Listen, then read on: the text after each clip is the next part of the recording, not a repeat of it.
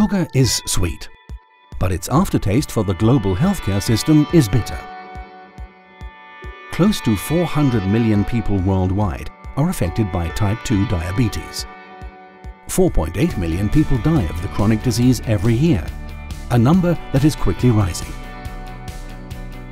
Costs to the global healthcare system are estimated at a staggering $470 billion, representing over 10% of all healthcare costs. By 2020, the number of people affected could be close to 500 million, and costs could rise to a whopping $700 billion.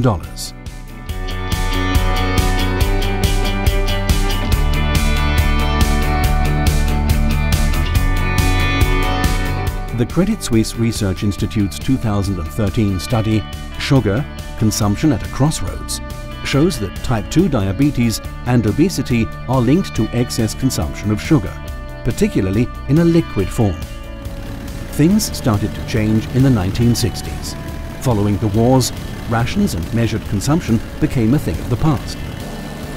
In the 1970s and 80s, concerns arose around the increase in heart diseases and other chronic problems. At that time, with limited scientific proof, the blame for these rising health issues was put down to fat.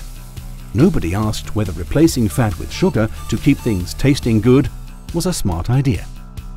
These days, added sugar is in almost everything on the supermarket shelf. It makes up at least 17% of our diet. Today, the world daily average consumption of added sugar per person is 17 teaspoons, up 45% compared to 30 years ago. And hear this, the American Heart Association recommends no more than 6 teaspoons for women and 9 for men. Who's eating all that sugar, you ask? The US is ranked number 1 in consuming sugar and caloric sweeteners, with an average of 40 teaspoons per person per day. It's not surprising that the country has the world's highest rate of adult obesity. It's ranked second in childhood obesity and has a relatively high prevalence of type 2 diabetes. Brazil, Argentina, Australia and Mexico are close behind, each averaging between 35 and 38 teaspoons per person per day. If you're asking where much of that sugar hides itself, around 43% of added sugars in our diets come from sweetened beverages. Recent studies, including the Credit Suisse Research Institute's analysis, show that type 2 diabetes and obesity are highly correlated with full-calorie soda drinks. Just 1 can of soft drink averages 8 teaspoons of sugar.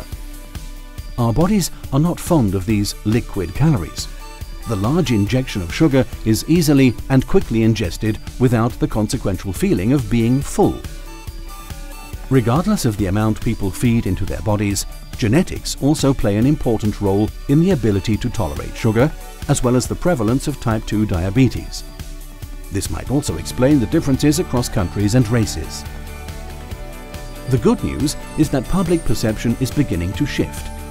Already, some consumers are becoming aware of the adverse effects of excess sugar intake. Though the level of awareness varies significantly with geography, income, and particularly education. Governments and health officials too cannot ignore the social and economic impact. Credit Suisse believes taxation is an option that may soon be tested in some countries. At minimum, this would help fund the growing health costs associated with excess sugar consumption while reducing daily sugar intake. We have learned from the tobacco industry, taxation is effective. But could the food and beverage industry end up in the same boat? Will warning messages soon appear on all food products and drinks that contain high levels of added sugar? Join the discussion and let us know what you think.